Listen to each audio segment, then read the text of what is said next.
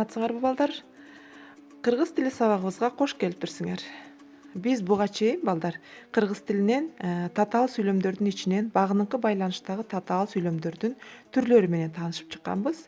Мына ошол багыныңкы байланыштагы татаал сүйлөмдөрдүн түрлөрүн дагы бир сыйра эсибизге сактап, анан синтаксистик талдоо менен алган билимдерибизди бышыктоо максатында бүгүн жалпы багыныңкы сүйлөмдөрдүн түрлөрүнө синтаксистик талдоо сабагыбызды баштайбыз. Алгач сабагыбызды баштаардын алдында төмөнкүдөй максат коюп алалы. Багыныңкы сүйлөмдөргө синтаксистик талдоо жүргүзүү менен алардын түрлөрүн ажыратабыз. Багыныңкы сүйлөмдөрдүн баардык түрлөрүн билебиз жана толук бири-биринен ажыратуу үчүн көнүгүүлөр иштөө менен машыгабыз. Сабаттуу жазууга, адабий тилдин нормасында таза сүйлөөгө көнүгөбүз жана тарбияланабыз. Балдар, силер менен жаңы сабагыбызды баштоонун алдында төмөнкүдөй суроолорго жооп берүүгө аракет кылып көргүлө. Себеби биз ошол суроолор аркылуу жаңы сабагыбызды баштайбыз. Анда биринчи суроо: максат багыныңкы сүйлөм деген эмне? Же болбосо максат багыныңкы сүйлөмгө кандай суроолор берилет? Баарыбыз билебиз, бул максат багыныңкы сүйлөм келечекте боло турган кыймыл-аракетти көргөзөт. Баш сүйлөмгө карата келечекте боло турган кыймыл-аракет болгондо эмне үчүн, эмне максат менен, эмнеге деген суроолорго жооп берет. Экинчи сурообуз: себеп багыныңкы сүйлөмгө кандай суроолор берилет?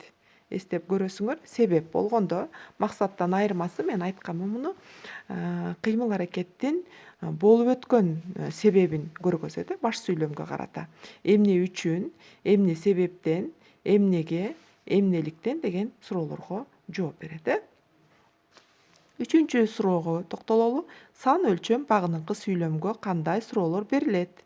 Сан өлчөм болгондо баш сүйлөмгө карата болуп жаткан кыймыл-аракеттин негизги ойдун санын, өлчөмүн, канча жолу аткарылгандыгын көргөзүүчү сүйлөм болот дагы. Канча, анан ошол канча деген багыныңкы сүйлөм суроо берилсе, ал баш сүйлөмдө ошончо деген сөз менен жыйынтыкталат. Канчалык деген сөз менен башталса, анда ошончолук деген сөз менен жыйынтыкталат.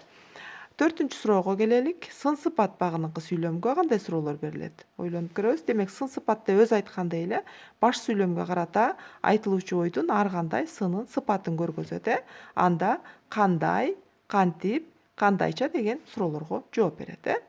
Бешинчи сурообуз: бул орун багыныңкы сүйлөм. Буга кандай суроолор берилет? Орун багыныңкы сүйлөм болгондо кыймыл-аракеттин кайсыл жерде аткарылгандыгын көргөзөт, ордун, же аткарыла тургандыгын көргөзөт, же аткарылып жаткандыгын көргөзөт. Анда буга биз кайда, каякка, кайдан, каерде деген суроолорго жооп берерин эстеп атабыз.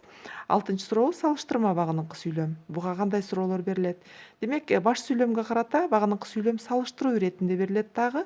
Бул жерде кандай деген суроо түшүп, ага ошондой деген баш сүйлөмдөгү сөз менен жыйынтыкталат. Ал эми жетинчибиз: бул карама-каршы багыныңкы сүйлөм. Демек, баш сүйлөмдөгү айтылган ойго карама-каршы пикирдеги турган сүйлөмдү айтабыз. Алар кантсе да, эмне болсо да, эмне болгону менен, эмне болгону болбосо деген сыяктуу суроолорго жооп берет. Ал эми сегизинчибиз: бул шарттуу багыныңкы сүйлөмгө кандай суроолор берилет? Шарттууну биз жакшы билебиз, баш сүйлөмгө карата ар кандай кыймыл-аракеттин аткарылуу шартын көргөзөт. Кайсы, эмне болсо деген суроолордун негизинде аткарылат экен. Акыркыбыз бул баш сүйлөмгө карата айтылуучу ойдун качан болуп өткөнүн, болуп жатканын же боло тургандыгын көргөзө турган мезгил багыныңкы сүйлөм бар. Мына ошого кандай суроолор берилет дейт.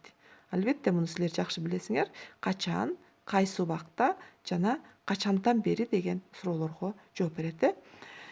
Мына балдар, биз силер менен багыныңкы сүйлөмдүн баардыгына берилүүчү суроолорду бир сыйра эстеп кайталап алдык. Анда эмесе ошол сүйлөмдөргө синтаксистик талдоо жүргүзүп көрөлүк. Биздин окуу китебибизди ачабыз. Окуу китебибизде 224-күнүгү бар. Мына ошол жерде баш жана багыныңкы сүйлөмдөрдүн ордун аныктайбыз дейт. Тиешелүү тыныш белгилерин коебуз жана сүйлөмдөргө синтаксистик талдоо жүргүзөт экенбиз, балдар. Бул жерде сүйлөмдүн терс орун тартиби бар экен. Ошол терс орун тартиптеги сүйлөмдү биз оң сүйлөмгө түз орун тартипке алып өтөбүз жана тыныш белги менен баш жана багыныңкы сүйлөмдөрдүн чегин ажыратат экенбиз. Биринчи сүйлөм мындай деп атат: 2000ге толуптур талапкер атты санаса деген эч кандай тыныш белгиси жок эле жазылган. Силер байкагандай бул жерде терс орун тартиптеги сүйлөм болуп турат. Аны биз мындай кылып которуштуралы. Талапкер атты санаса 2000ге толуптур деген сүйлөм экен. Бул жерде эмне кылыптыр? Толуптур баяндооч болот, Андан кийин ким санаса? Ал. Сүйлөмдүн ээси жок бул жерде. Андан кийин канчага толуптур? 2000ге. Бул мезгил сан өлчөм бушуктооч болот. Ал эми качан толуптур? Талапкер атты санаса. Бул мезгил. Демек, мезгил багыныкы сүйлөм экен, Кийинкиси экинчи сүйлөмдү окуп көрөлү. Адыр канчалык элсиз тунжурап тынч болсо боздогон, зар каккан Батинанын көңүлү ошончолук куунак дейт. Бул жерде баягы тыныш белгиси коюлбагандыгы үчүн мен кичине интонациядан адашып калып атам. Эми ушуну биз оңдоп түзүп көрөлү, Адыр канчалык элсиз тунжурап тынч болсо, боздогон, зар каккан Батинанын көңүлү ошончолук куунак дейт. Бул жерде биз жана болсо деген жерде эме коюшубуз керек болчу. Тыныш белгисин биз койдук экинчи оңдолгонунда. Демек, бул жерде эми кандай куунак болуп турат деген сөздө түшүп калгандыгы үчүн анын ордуна куунак деген сөз бул баяндоочтук маани түшүндүрүп атат дагы, ал кандай деген суроого жооп берип атат, Андан кийин куунак эмнеси? Көңүлү. Бул сүйлөмдүн ээси болот, Кимдин көңүлү? Бул жерде зар каккан Батинанын көңүлү аныктооч болду. Андан кийин кандай көңүлү? Боздогон көңүлү. Бул дагы аныктооч болду, балдар. Анан канчалык куунак экен? Ошончолук. Бул бышыктооч болду, Андан кийин эми багыныкы сүйлөмгө келип токтололу. Демек, куунак адыр канчалык элсиз тунжурап тынч болсо деген сөз баш ийип атат дагы. Биз муну качан куунак болот деп суроо беребиз. Демек, бул мезгил багыныкы сүйлөм экен дагы. Болсо дегенге чейинки качан деген суроого жооп берип, бул сөз тизмеги мезгил бышыктоочтук милдетти аткарат экен, балдар. Андан кийин танабай аямакпы? Алардын калганы ушул болсо деген сүйлөм экен. Демек, бул дагы биз байкагандай терс орун тартиптеги сүйлөм экен. Муну биз мындай кылып туруп оңдоп чыктык. Алардын калганы ушул болсо, танабай аямакпы? Бул жерде эмне кылмакпы? Аямакпы? Баяндооч ким? Танабай сүйлөмдүн ээси, Андан кийин кантип аямакпы? Алардын калганы ушул болсо. Демек, бул сыпат багыныкы сүйлөм болуп эсептелинет экен, балдар. Андан кийин 4-үнчү сүйлөмгө токтололук. Даяр чөпкө кынык алышкан бугу маралдар тоонун чөбү жетиштүү болсо да бир топ күнгө чейин кыштоого каттап жүрүштү деген сүйлөм.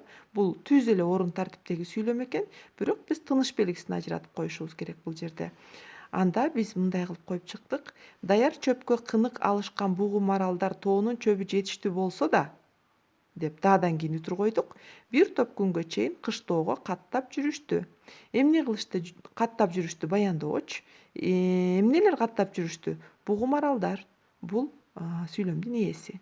Кайсы бугу маралдар? Даяр чөпкө кынык алышкан. Бул аныктооч болот. Андан кийин атоочтук түрмүк экен да бул. Андан кийин, балдар, каякка каттап жүрүштү? Кыштоого. Бул орун бышыктооч. Андан кийин бир топ күнгө чейин, качанга чейин каттап жүрүштү? Бир топ күнгө чейин. Бул мезгил бышыктооч болот экен. Андан кийин кантип, эмне себептен каттап жүрүштү? Тоонун чөбү жетиштүү болсо да. Бул себеп багыныкы сүйлөм экен, Демек, бул себеп бышыктооч болот. Андан кийин 5-инчи сүйлөмүбүзгө токтолобуз. Мен да ага окшош жесир калмак элем, өзүң аман эсен келбесең деген сүйлөмдүн терс орун тартиби менен жайгашып атат. Муну биз оң түз орун тартипке алып өтөбүз дагы, үтүрлөрүн ажыратабыз анда.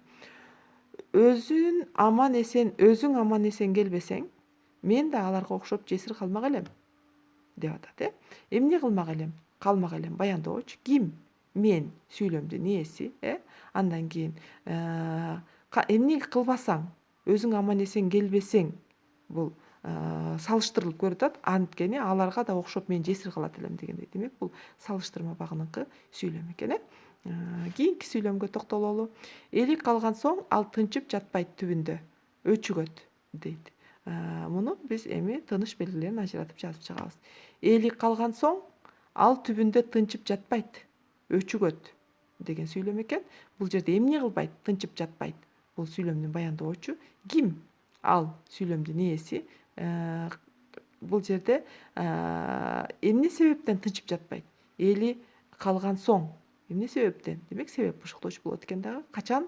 Түбүндө бул мезгил бышыктоочу болду. Демек бул себеп багыныкы сүйлөм экен. Кийинкиге өтөбүз. Тиги батине башына жоолук салынганы болбосо, ар азаматтын кимисинен, эр азаматтын кимисинен кем деген сүйлөм экен. Муну так тыныш белгилерин ажыратып коелу. Тиги батина башына жоолук салынганы болбосо, эр азаматтын кимисинен кем дейт. Бул жерде кандай кем баяндооч? Ким батина сүйлөмдүн ээси? Кайсы батина?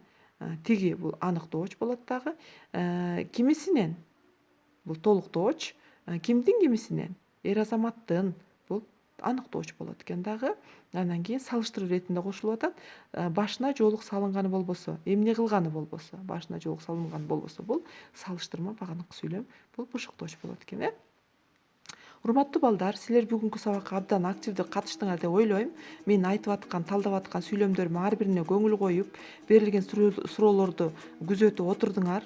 Жана толук дагы бир сыйра кайталап, сабакты бир сыйра бышыктап алдыңар деп ойлойм.